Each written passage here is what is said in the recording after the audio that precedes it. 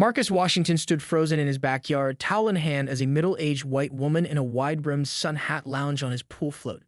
Not the community pool, not a neighbor's pool.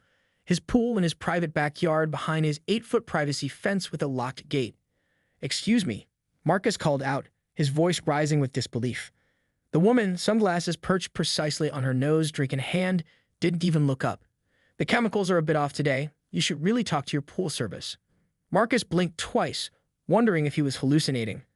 He had purchased this house in Oak Ridge Estates 4 months ago, his dream home after 15 years of hard work building his software company.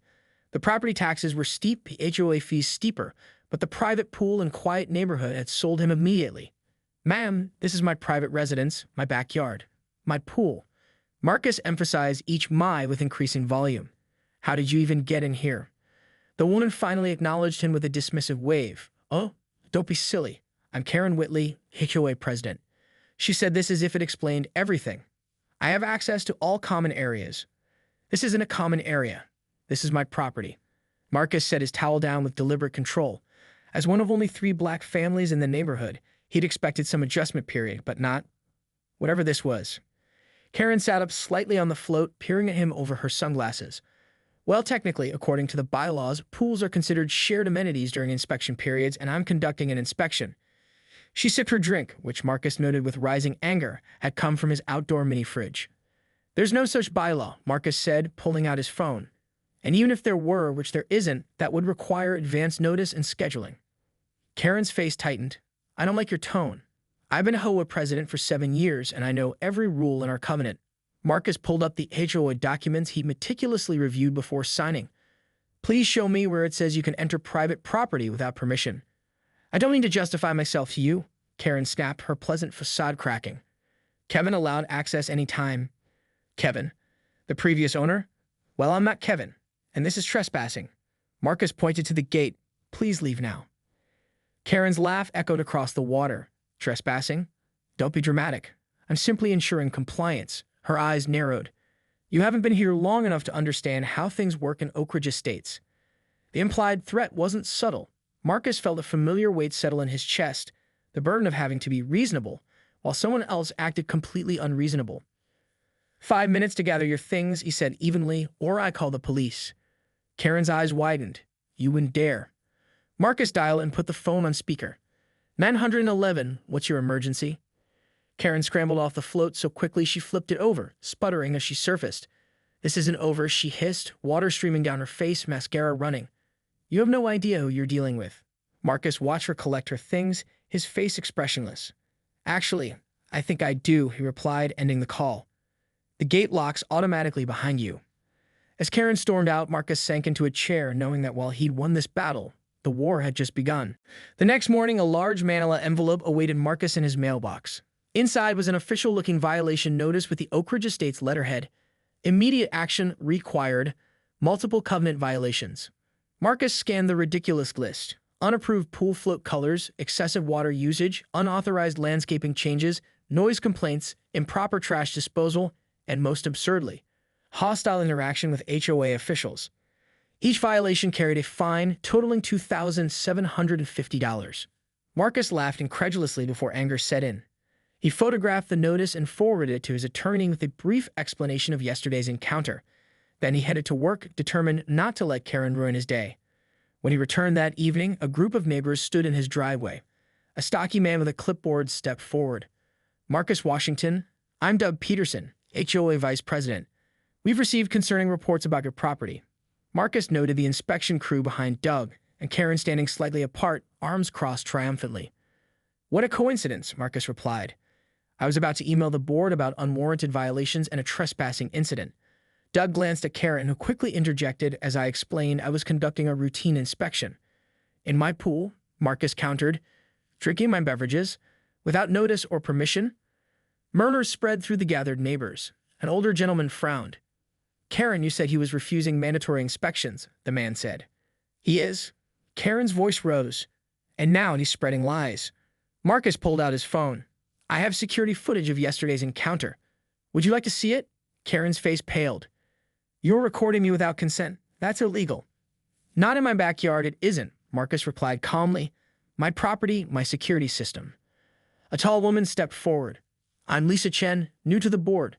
Perhaps we should review the footage and discuss this privately. Karen stepped between them. There's nothing to discuss. The violations stand, and frankly, his aggressive behavior is concerning. Aggressive? Marcus echoed. I asked you to leave my private property after finding you uninvited in my pool, and I'm aggressive. The tension was broken by the arrival of another neighbor, a middle-aged black woman who lived 2 doors down. What's happening here? She asked, surveying the scene. Official HOA business, Denise, Karen said quickly. Really? Denise raised an eyebrow, because it looks like a mob in Marcus's driveway. Doug shifted uncomfortably. We're addressing some covenant concerns. Like why we suddenly have violations when the Bradley house has had peeling paint for 3 years, Denise challenged. Marcus realized he found an ally. More importantly, the neighbors were now exchanging uncertain glances. The inspection is postponed, Lisa announced firmly. Board meeting tomorrow at 7 p.m. Marcus, we'll sort this out properly. As the crowd dispersed, Karen lingered, her expression thunderous. This isn't personal, she said, voice low. I'm protecting our community standards and property values. Funny, Marcus replied. It feels extremely personal from where I'm standing. Karen's smile didn't reach her eyes. You really should have researched the neighborhood culture before moving in. Some people just don't fit. As she walked away, Marcus understood completely. This was about much more than pool rules. The community center buzzed with unusual attendance for a Tuesday night HOA meeting. Marcus arrived early, dressed in a crisp navy suit, his corporate armor, as his sister called it. He'd come prepared with copies of the HOA bylaws, property documents, security footage on his tablet, and his attorney Rebecca's advice fresh in his mind. Document everything, stay calm, and let them underestimate you. He'd chosen a seat with a clear view of the board table, where Karen was already holding court, whispering intensely to Doug while shooting occasional glances his way. By 7:05, the room had filled with over 40 residents, most of whom Marcus had never met. He nodded respectfully to Denise, who waved from across the room. Let's call this meeting to order, Lisa Chen announced, tapping her gavel. We have a full agenda tonight, but first we need to address some concerns about recent compliance notices. Karen immediately leaned into her microphone. Point of order. We should follow the standard agenda. New violations are discussed under enforcement actions after the treasurer's report. Lisa fixed Karen with a steady gaze. Given the serious nature of the complaints on both sides, the executive committee voted to address this matter first. Karen's mouth tightened into a thin line. Now, Lisa continued, Mr. Washington has raised concerns about both the validity of violations issued against his property and the manner in which a compliance inspection was conducted. Mrs. Whitley, as you issued these notices, would you like to explain the basis for them? Karen straightened, clearly relishing the spotlight. Certainly. As HOA president, maintaining community standards is my primary responsibility. Mr. Washington's property has multiple violations clearly outlined in the covenant. She began listing them with practiced authority. When she finished, Lisa turned to Marcus. Mr. Washington, your response? Marcus nodded and approached the podium calmly. Thank you. I've lived in Oak Ridge Estates for 4 months and have diligently complied with all HOA regulations. These alleged violations appeared only after I caught Mrs. Whitley trespassing on my property yesterday. Gasps and whispers filled the room. That's absolutely false, Karen interjected. I was conducting an authorized inspection. Mrs. Whitley, please wait your turn, Lisa admonished before nodding for Marcus to continue. I have security footage showing Mrs. Whitley using my pool without permission or prior notice, accessing my refrigerator and refusing to leave when requested. Marcus held up his tablet. I'm happy to share this with the board. This is ridiculous, Karen sputtered. As HOA president, the bylaws state clearly, Marcus interrupted, opening his binder, that inspection of private property requires written notice at least 48 hours in advance and must be conducted from common areas or with owner permission. No notice was given, and my pool is certainly not a common area. An older man raised his hand. I helped write those bylaws 10 years ago, and he's correct. No board member has authority to enter private property without permission. Karen's face flushed. Kevin never had an issue. I purchased this house from Kevin Bradshaw. Marcus interjected. I spoke with him this morning. He confirmed he never gave you or anyone permission to use his pool. The room erupted in murmurs as Karen's expressions cycled through shock, anger, and calculation. Furthermore, Marcus continued, I've reviewed all alleged violations with my attorney. None have merit under the covenant. For example, there are no color restrictions for pool accessories, and my water usage falls within normal parameters for a property with a pool. Lisa looked troubled. Karen, did you verify these violations before issuing fines? Before Karen could answer, Doug cleared his throat. I move that we dismiss these violations pending proper investigation and that we review proper inspection protocols for all board members." "Seconded," said another board member quickly. Karen looked betrayed. "You can't be serious. He's undermining everything we've built here." "What exactly have we built, Karen?" Denise asked from the audience, because it seems like some residents are facing stricter scrutiny than others. The week following the HOA showdown brought uneasy quiet. The violations against Marcus were officially rescinded, but he could feel Karen's seething presence even from houses away. Twice he spotted her car crawling past his driveway. Once he noticed her photographing his front yard from the sidewalk. Marcus was documenting these incidents when his doorbell rang. Through the security camera, he recognized Lisa Chen. "Sorry to drop by unannounced," she said when he opened the door. "I was hoping we could talk." Marcus invited her in, curious about this unexpected visit. "I've been reviewing old HOA records," Lisa explained once they were seated. "I'm troubled by what I found." She opened her laptop and turned it toward him. "These are violation reports from the past 3 years, sorted by neighborhood section." Marcus studied the spreadsheet, quickly seeing the pattern. Violations were concentrated in sections with newer homeowners, particularly the few minority families. The Anderson family, the only other black family besides you and Denise, received 17 violations in their first year. The Garcias received 23. Meanwhile, the homes on Karen's street averaged less than 1 per year.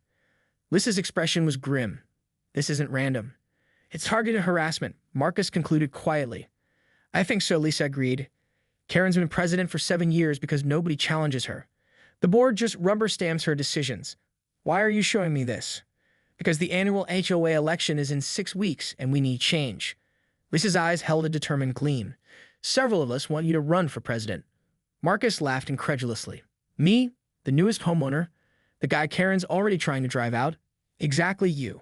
You stood up to her, came prepared, and handled yourself professionally. People noticed." Lisa leaned forward. "This neighborhood is changing, more diverse families are moving in, but our leadership hasn't caught up." Marcus rubbed his temple, considering the implications. "Karen won't go down without a fight." "Count on it," Lisa confirmed. "But you should also know." Her phone buzzed with a text. Reading it, her expression darkened. "You need to see this." She pulled up next door on her phone and showed him a post from Karen. "Safety alert. Unusual activity reported near community pool. Young male seen watching children swim. Police notified. Resident vigilance requested." Description: tall black male, athletic build, drives dark sedan. Marcus felt ice in his veins. "That's me. I was walking my usual route yesterday, which passes the community pool. She doesn't name you," Lisa noted, "but everyone will know who she means." "This is dangerous," Marcus said quietly. "She's painting me as a predator." "It's defamation," Lisa agreed. "And she knows exactly what she's doing." Marcus's phone rang. Denise calling. "Have you seen Karen's post?" she demanded without preamble. "This is beyond the pale. 3 neighbors have already texted me asking if it's you she's talking about." As Marcus processed this escalation, another notification appeared, an email from the HOA board. "Emergency meeting called. Security concerns." "She's making her move," Lisa said grimly. "If she can paint you as a threat, your candidacy is dead before it starts." Marcus took a deep breath. "No, this ends now." He pulled out his phone and called his attorney. "Rebecca, remember when you said to document everything? I need every legal option on the table by tomorrow morning." After ending the call, he looked at Lisa. "Tell the others I'm running for president. But first, we need to shut down these dangerous accusations." "What's your plan?" Lisa asked. Marcus' expression was resolute. "Karen wants to play with fire. Let's see how she handles the heat." The emergency meeting never happened. Instead, Karen received a hand-delivered letter from Marcus' attorney threatening immediate legal action for defamation, harassment, and civil rights violations if the post wasn't removed and a public retraction issued within 24 hours. The post disappeared within 30 minutes. No retraction followed. Marcus hadn't expected one. Karen Whitley didn't apologize, she recalculated. But he bought valuable time and drawn a clear boundary. Her usual tactics would have real consequences. The next morning, Marcus launched his HOA presidential campaign with an email to all Oak Ridge residents, introducing himself professionally and outlining his vision for transparent, fair governance. He didn't mention Karen once. Her response came swiftly, an email blast reminding residents of her 7 years of dedicated service protecting property values and warning against inexperienced leadership unfamiliar with our community traditions. The battle lines were drawn. Over the next week, Marcus knocked on every door in Oak Ridge Estates, introducing himself to neighbors who only knew him through Karen's narrative. He listened to their concerns, took notes, and left each conversation with a handshake and a simple promise: equal application of the rules. No favorites, no targets. Karen matched his efforts with wine and cheese gatherings for her supporters, emergency board sessions that accomplished little but reinforced her authority, and a constant stream of emails about neighborhood traditions under threat. 10 days into his campaign, Marcus returned home to find a thick envelope in his mailbox. Inside were photographs, dozens of them, showing him at various places around the neighborhood, checking his mail, walking his evening route, talking with neighbors. Some were taken from cars, others from between blinds and windows. All had dates and times carefully noted. A handwritten note accompanied them. Not everyone agrees with Karen's methods. Thought you should know what you're dealing with. The photos confirmed what Marcus had suspected. Karen wasn't just fighting his campaign. She was surveilling him, building a file, waiting for any misstep. He called Denise immediately. I need to hold a community meeting. Somewhere neutral, not the Edgewood building. My church would host it, Denise offered. What are you planning? It's time to bring everything into the light, Marcus explained. The selective enforcement, the harassment, all of it. But I need backup. Count me in, Denise said without hesitation. And I know at least 6 families with similar experiences. The meeting was scheduled for Saturday afternoon. Marcus expected perhaps 20 people. Over 60 showed up. One by one, residents shared their experiences, arbitrary violations, inconsistent enforcement, subtle and not so subtle targeting of newer homeowners, especially minorities. The Anderson family described receiving violations for holiday decorations outside approved seasonal windows when they celebrated Juneteenth. The Garcias recalled being cited for unapproved gatherings during their daughter's quinceanera, while similar-sized graduation parties on Karen Street received no notices. Marcus documented everything, building a comprehensive picture of Karen's reign. When everyone had spoken, he stood to address the group. This isn't about one HOA election, he said firmly. This is about who we are as a community. Are we governed by fair rules applied equally, or by the personal preferences of whoever holds power? From the back of the room, a familiar voice cut in. What a lovely gathering of malcontents. Karen stood in the doorway, arms crossed, Doug and 2 other board members flanking her. Perfect timing, Marcus said smoothly. We were just discussing transparent governance. Looks more like a smear campaign to me, Karen retorted, walking confidently to the front. Holding secret meetings, turning neighbors against each other. Is this your vision of leadership, Mr. Washington? There's nothing secret about addressing documented concerns, Marcus countered. Would you like to respond to these accounts of selective enforcement? Karen scanned the room, noting familiar faces among those she considered loyal. Something shifted in her expression, the first flicker of uncertainty. Every violation issued under my leadership is supported by covenant guidelines, she stated. If certain properties receive more notices, perhaps they should consider why they struggle to comply while others don't. The implication wasn't lost on anyone. A tense silence fell over the room. Let me translate, Marcus said quietly. Some people belong here and some don't. Some deserve the benefit of the doubt and some deserve scrutiny. That's not rule enforcement, Mrs. Whitley. That's something else entirely. Karen's campaign shifted strategies after the community meeting. Gone were the vague warnings about neighborhood traditions. In their place came meticulous concerns about Marcus's qualifications. How could someone who'd lived in Oak Ridge for mere months understand its complex needs? Where was his property management experience? Had residents considered the risks of such a drastic change? Meanwhile, Marcus's doorbell camera captured Karen or her allies driving past his house multiple times daily. The surveillance continued, more blatant than ever. 3 weeks before the election, Marcus received an urgent call from Lisa. Emergency board meeting tonight, she said, voice low. Karen says she has critical information about your candidacy that the board needs to address immediately. Marcus had been expecting something like this. Did she say what information? No, but she's been meeting privately with board members all day. Whatever it is, she's confident it's a kill shot. That evening, Marcus arrived at the community center to find the parking lot full. Clearly, word had spread beyond the board. Inside, extra chairs had been arranged, and Karen sat at the center of the board table, a thick binder in front of her. Her smile when she saw him was the definition of smug. Lisa called the meeting to order, then yielded the floor to Karen with obvious reluctance. Thank you all for coming on such short notice, Karen began, her voice carrying practiced concern. As your president, I take the integrity of our association deeply seriously. When troubling information comes to light about someone seeking a position of trust, I have a duty to address it. She opened the binder reverently. I've compiled a comprehensive file regarding Mr. Washington that raises serious questions about his suitability for HOA leadership. Marcus maintained a neutral expression, though his pulse quickened.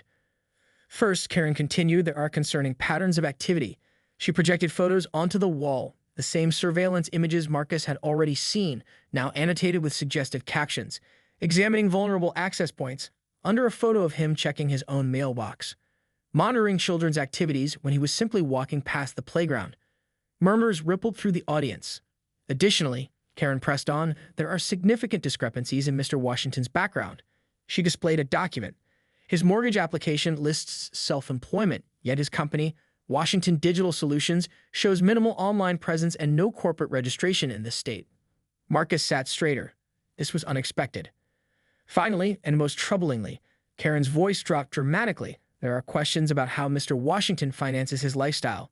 The previous owner confirmed the sale price was well above market value, paid in cash, for someone with an unverifiable business. She let the implication hang, her expression grave with false concern. The room had grown uncomfortably quiet. Marcus felt eyes on him, some confused, others newly suspicious. Lisa broke the silence. Karen, are you actually accusing a homeowner of criminal activity based on opposition research? I'm simply raising questions that deserve answers before we entrust him with our community's governance, Karen replied smoothly. Marcus stood, his movement deliberate and unhurried. May I respond? Lisa nodded gratefully. Please do. Thank you. Marcus surveyed the room. First, let me address the photos, which constitute illegal surveillance and harassment, actions my attorney is already documenting. Every suspicious activity shown is me living normally in my own neighborhood. He turned to Karen. As for my business, Washington Digital Solutions is registered in Delaware like thousands of technology companies and incorporated 5 years ago. Our clients include 3 Fortune 500 companies, which I'd be happy to name privately if the board has legitimate concerns. Karen's confident expression wavered slightly. Regarding my home purchase, Marcus continued, I paid market value according to 3 independent appraisals. I financed through Meridian Bank, not that my private financial arrangements are Hayhoe business. He looked directly at Karen, but most importantly, I'm disturbed by the suggestion that I need to prove my legitimacy simply because Mrs. Whitley finds my presence questionable. Karen flushed. I never said. You didn't have to. Marcus interrupted. Every homeowner here understood exactly what you were implying. He addressed the room. This is exactly why I'm running. Rules should protect everyone equally, not be weaponized against those someone decides don't belong. I won't respond to further character attacks, but I will continue addressing the documented pattern of discriminatory enforcement under the current leadership. As Marcus returned to his seat, the silence felt different, thoughtful rather than suspicious. Karen's killing blow had backfired. After the meeting, 3 board members approached to apologize privately for the ambush. More significantly, residents who had remained neutral began reaching out to offer support. Karen had overplayed her hand, revealing exactly who she was and inadvertently showing exactly why Marcus was needed. Karen's campaign shifted strategies after the community meeting. Gone were the vague warnings about neighborhood traditions. In their place came meticulous concerns about Marcus' qualifications. How could someone who'd lived in Oak Ridge for mere months understand its complex needs? Where was his property management experience? Had residents considered the risks of such a drastic change? Meanwhile, Marcus' doorbell camera captured Karen or her allies driving past his house multiple times daily. The surveillance continued, more blatant than ever. 3 weeks before the election, Marcus received an urgent call from Lisa. Emergency board meeting tonight, she said, voice low. Karen says she has critical information about your candidacy that the board needs to address immediately. Marcus had been expecting something like this. Did she say what information? No, but she's been meeting privately with board members all day. Whatever it is, she's confident it's a kill shot. That evening, Marcus arrived at the community center to find the parking lot full. Clearly, word had spread beyond the board. Inside, extra chairs had been arranged, and Karen sat at the center of the board table, a thick binder in front of her. Her smile when she saw him was the definition of smug. Lisa called the meeting to order, then yielded the floor to Karen with obvious reluctance. Thank you all for coming on such short notice, Karen began, her voice carrying practiced concern. As your president, I take the integrity of our association deeply seriously. When troubling information comes to light about someone seeking a position of trust, I have a duty to address it. She opened the binder reverently. I've compiled a comprehensive file regarding Mr. Washington that raises serious questions about his suitability for Hayhoe leadership. Marcus maintained a neutral expression, though his pulse quickened. First, Karen continued, there are concerning patterns of activity. She projected photos onto the wall, the same surveillance images Marcus had already seen, now annotated with suggestive captions, examining vulnerable access points under a photo of him checking his own mailbox, monitoring children's activities when he was simply walking past the playground. Murmurs rippled through the audience. Additionally, Karen pressed on, there are significant discrepancies in Mr. Washington's background. She displayed a document. His mortgage application lists self-employment, yet his company, Washington Digital Solutions, shows minimal online presence and no corporate registration in this state. Marcus sat straighter. This was unexpected. Finally, and most troublingly, Karen's voice dropped dramatically. There are questions about how Mr. Washington finances his lifestyle. The previous owner confirmed the sale price was well above market value, paid in cash. For someone with an unverifiable business, she let the implication hang, her expression grave with false concern. The room had grown uncomfortably quiet. Marcus felt eyes on him, some confused, others newly suspicious. Lisa broke the silence. Karen, are you actually accusing a homeowner of criminal activity based on opposition research? I'm simply raising questions that deserve answers before we entrust him with our community's governance, Karen replied smoothly. Marcus stood, his movement deliberate and unhurried. May I respond? Lisa nodded gratefully. Please do. Thank you. Marcus surveyed the room. First, let me address the photos, which constitute illegal surveillance and harassment, actions my attorney is already documenting. Every suspicious activity shown is me living normally in my own neighborhood. He turned to Karen.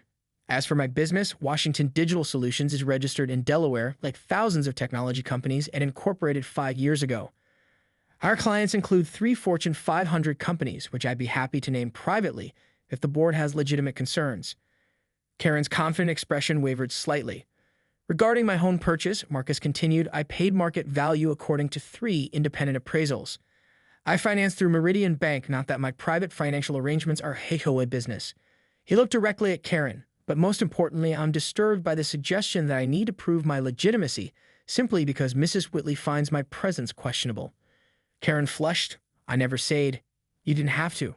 Marcus interrupted. Every homeowner here understood exactly what you were implying. He addressed the room. This is exactly why I'm running. Rules should protect everyone equally, not be weaponized against those someone decides don't belong. I won't respond to further character attacks, but I will continue addressing the documented pattern of discrim. The morning of the HOA election arrived with unexpected drama. Overnight, someone had placed signs throughout Oak Ridge Estates reading, Protect Our Community VLUs VOT Whitley. The problem? They'd been placed on private property without permission, including Marcus' own front lawn. A clear violation of HOA bylaws section 7.3. No signage of political nature may be placed without property owner consent. When Marcus documented the violation with his morning coffee, his phone lit up with messages from supporters reporting the same issue. The signs were everywhere, concentrated in yards of residents known to support his candidacy. Classic Karen, Denise noted when she called, breaking rules while enforcing them against others. Actually, Marcus replied thoughtfully, this might be perfect timing. Instead of filing complaints or removing the signs, Marcus sent a community-wide email. Good morning, neighbors. Many of us woke to find campaign signs placed without permission.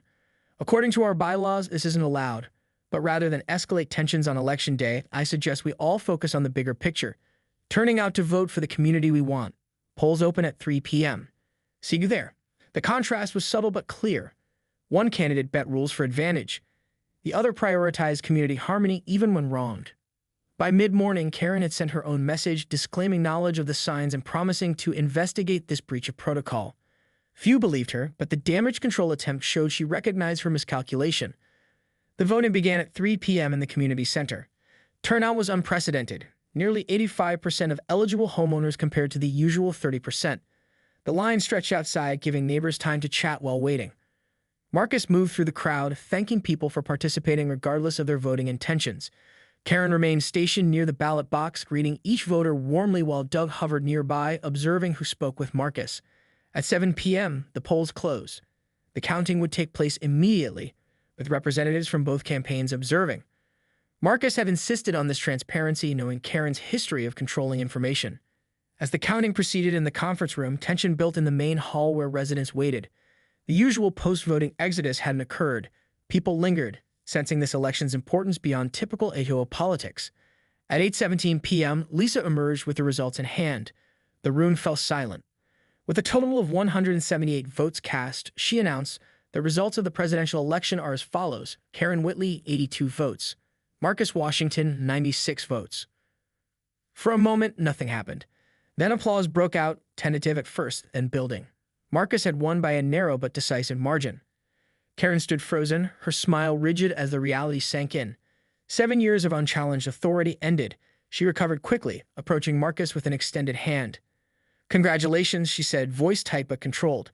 "I hope you realize what you're taking on." Marcus accepted the handshake firmly. "I do, and I hope you'll share your experience during the transition." "Of course," Karen replied, though her eyes said otherwise. "The community comes first." As she walked away, Marcus noticed her conferring intensely with Doug and several longtime allies. This wasn't surrender, it was strategic retreat. The celebration that evening at Marcus's house was modest but joyful. New and old residents mingled, many meeting properly for the first time. Plans formed for community initiatives beyond rule enforcement. A cultural exchange day, playground improvements, a rideshare program for elderly residents. Around midnight, as the last guest departed, Lisa lingered. "You know she's not done right," she said quietly.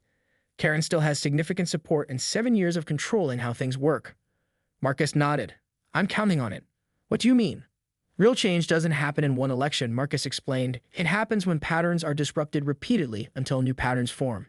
Karen will fight back, but now everyone's watching." As if on cue, his phone buzzed with a text from an unknown number. "Congratulations on your victory. Enjoy it while it lasts. Some wars are won in the shadows." Marcus showed Lisa the message. "See, right on schedule." "Aren't you concerned?" Lisa asked. Marcus smiled. "I did move here looking for a fight, but I've never backed down from one either. Karen needs to understand. I'm not just passing through. I'm home."